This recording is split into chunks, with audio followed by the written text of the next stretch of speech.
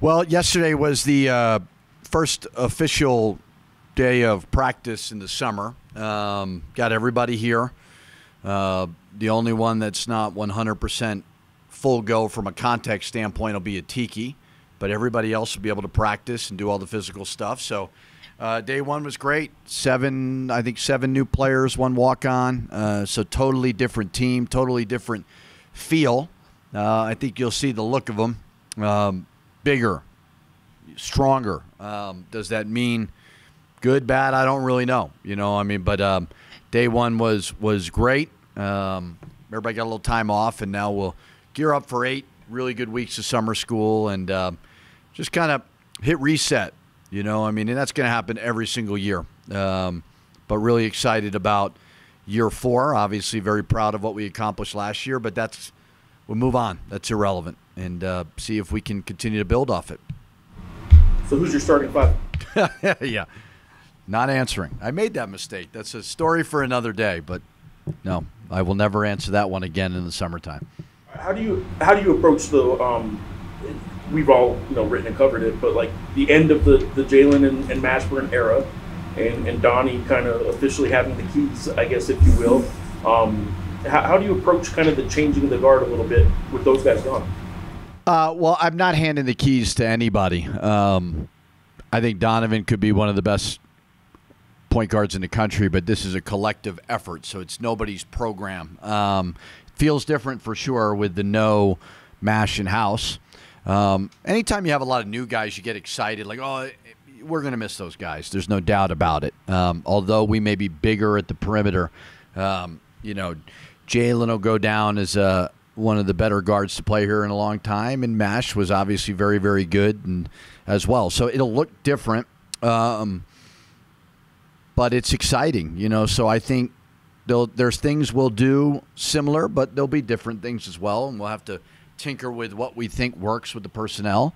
But other than that, the beauty of last year, besides it was fun, and we went to the NCAA tournament, won a conference tournament championship, but they've tasted success. And when you're building a program, if you could taste that somewhat early, you can really use that as some motivation.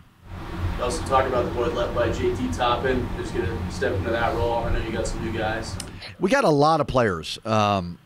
We've got 16 players, and the JT thing the timing was a little bit challenging, but I feel like, he had to do what's best for him, and I don't think anybody would argue that, he had a great opportunity. So, you're losing a really good player, but we've got some options behind him that I think we're excited about. So with the 2 more conference games and the non-conference that we're hearing about, you feel really good about next year's schedule, I would assume? Yeah, I've challenged a couple people internally to find a more challenging non-conference schedule than what we've put together in a long time. I haven't looked through it by any means, but you're looking at UCLA as a brand. St. John's, regardless of my dad being the coach, that's a brand in college basketball. Then you're playing Arizona State, potentially USC or St. Mary's, depending on that game. And then you're starting that home and home of VCU. So I know every fan base wants home games. Totally get it. I'm proud of getting VCU. I don't think we would have got it the first couple of years. But now I think we're somewhat at a point where maybe we're attractive to play because win or lose, it's a good net game. I want, we certainly want to compete for championships, but I really feel like it's time to take the next step as a program and get back to national relevancy.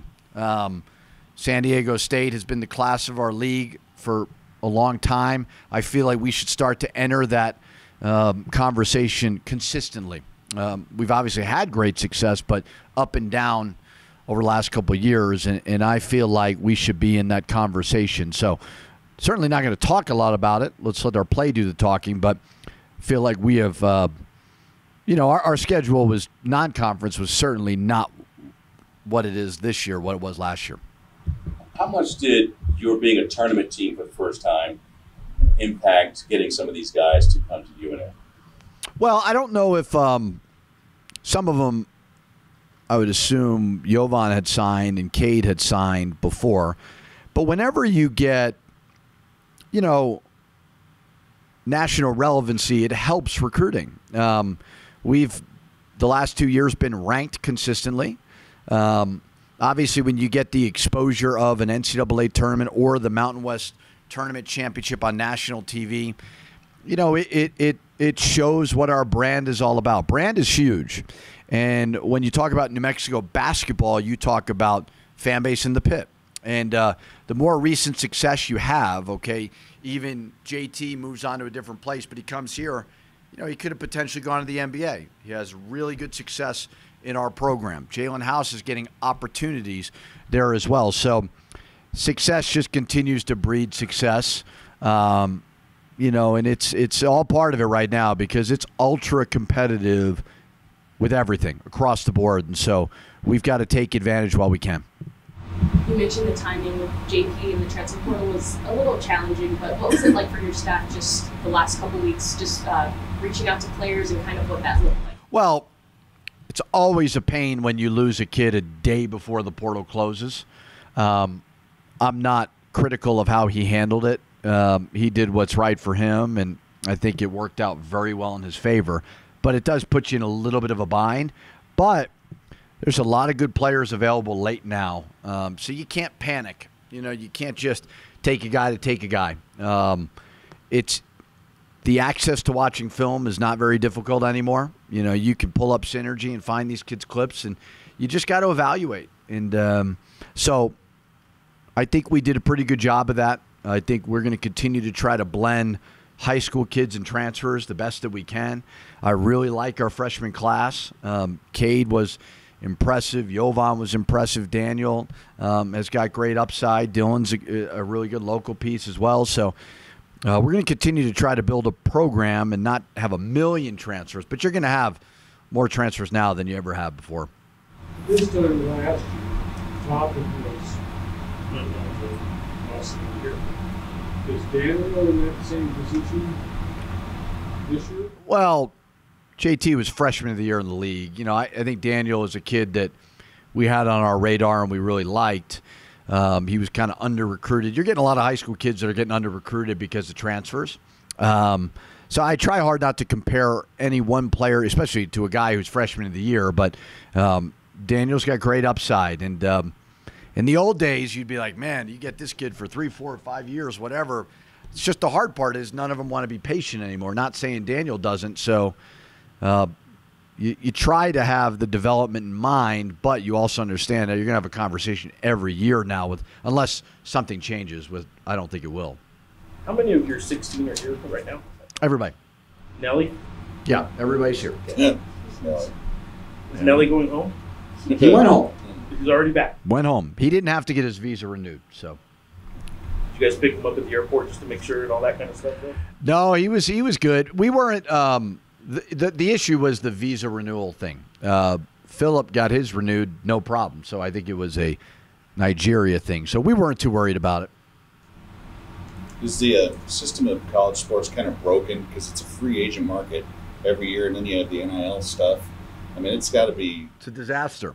It's a disaster. No way around it. It's I don't know who to blame. I don't blame the kids. It's never been better for them in their lives, and they need to capitalize it. You know, there is a small window for us all in this profession to make as much money as we possibly can make because they're not going to, you know, it's just, you got to take advantage of it. But, yeah, there's no such thing as this system anywhere in sports. I don't have the answer how to fix it. I think it's going to change. I don't think it's going to stay the same by any means, especially as schools get involved. And that's going to make it even more complex for a lot of other sports. Maybe not men's basketball and football, but a lot of other sports. So I think every AD, president, commissioners are going to have to try to figure this thing out because it's scary. It is scary because the fear of the unknown for, I think, everybody is real. It's real right now. Did you play Pitino and Nelly together? Highly doubt it. It could. I don't know if it'll work.